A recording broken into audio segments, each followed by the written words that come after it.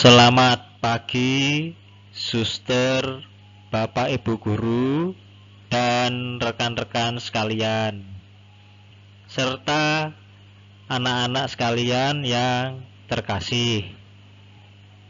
Berkah dalem.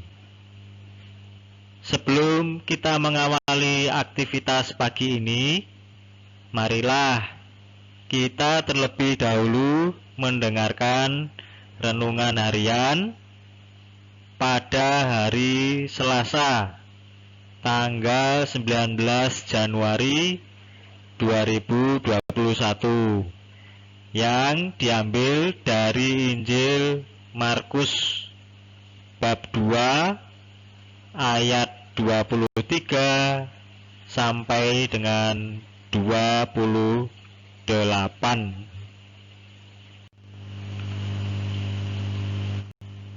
Mari siapkan batin kita masing-masing untuk memulai doa pembukaan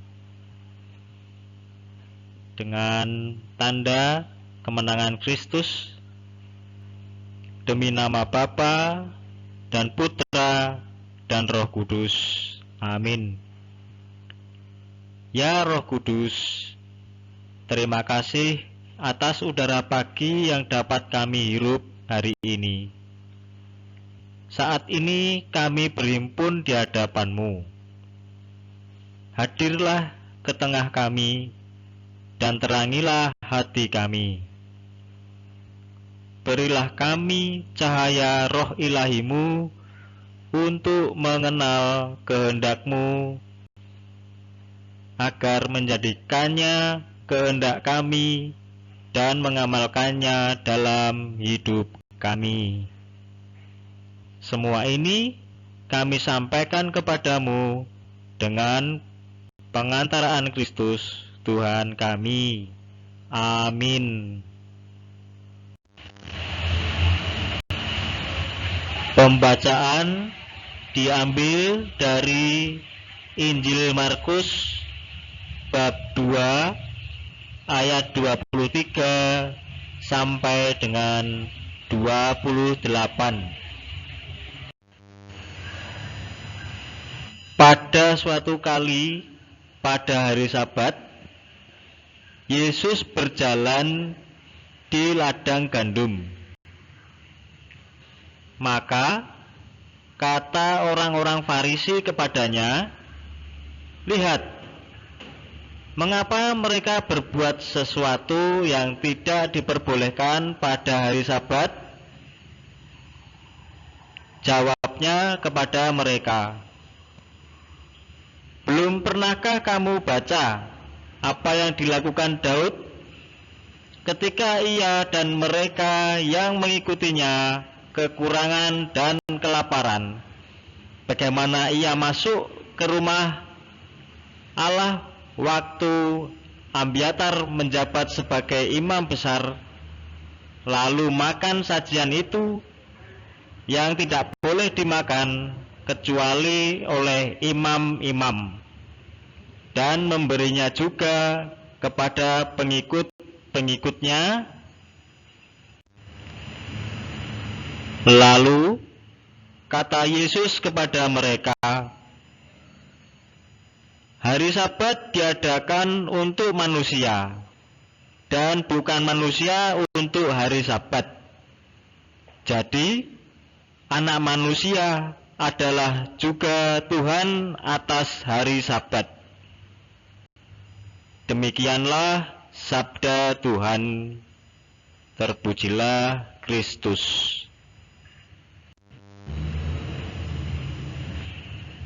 Dari Injil yang kita dengar tadi,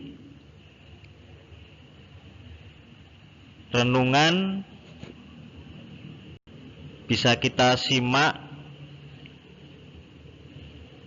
bahwa program di rumah saja ketika pandemi COVID-19 memberikan banyak sekali pengalaman rohani.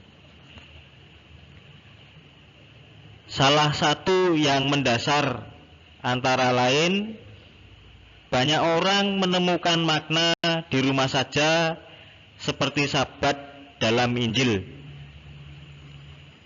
Di rumah saja bukan persoalan berhenti bekerja, melainkan semakin menemukan dan merasakan sapaan Allah secara personal.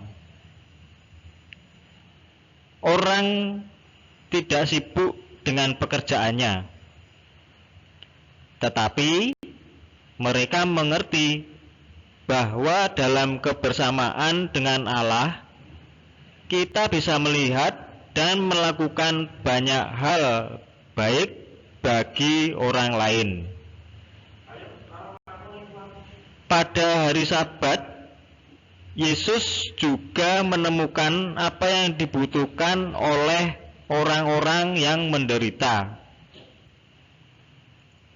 Namun, orang Farisi membuat Sabat menjadi belenggu yang membatasi ruang gerak.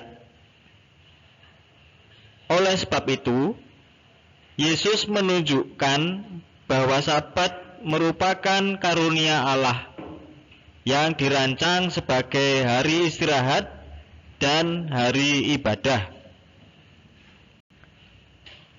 Bila Yesus dan para murid beraktivitas pada hari Sabat, Ia tidak bermaksud melanggar hari Sabat.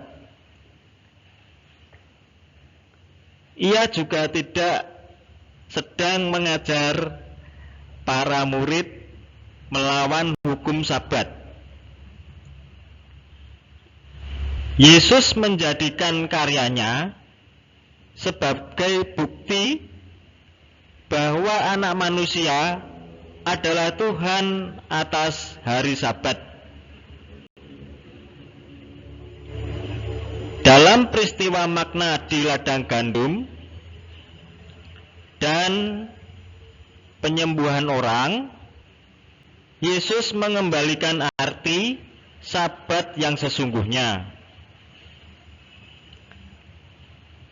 Sabat hendaknya mendatangkan berkat, bukan menjadi belenggu.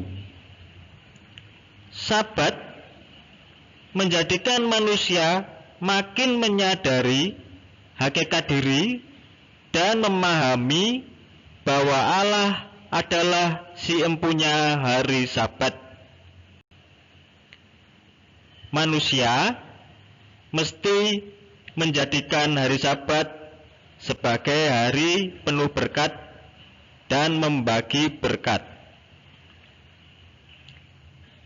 Berkat belas kasih bagi yang sakit, makanan bagi yang lapar, dan pembebasan bagi yang tertindas. Memaknai Sabat sebagai hari perhentian berarti menyediakan ruang bagi Allah untuk menyatakan karyanya dalam hidup kita. Juga ruang bagi kita untuk menumbuhkan kepekaan terhadap sesama. Mari kita berdoa. Allah yang Maha Baik, terima kasih atas kesempatan untuk boleh mengalami keheningan. Semoga kami sungguh-sungguh semakin mengenal Engkau dan diri kami sendiri. Amin. Mari kita akhiri renungan pada hari ini dengan doa penutup. Ya Bapa yang Maha Bijaksana, hanya Engkaulah tumpuan seluruh hidup kami. Hingga Engkau sendiri berkenan mendampingi kami dan menuntun pembicaraan kami pula. Rasa syukur kami haturkan atas anugerah hidup ini. Sudilah Engkau memberkati kami dalam mengamalkan karya-karyamu. Demi Kristus pengantara kami. Amin. Demi nama Bapa, Putra, dan Roh Kudus. Amin. Berkah dalem.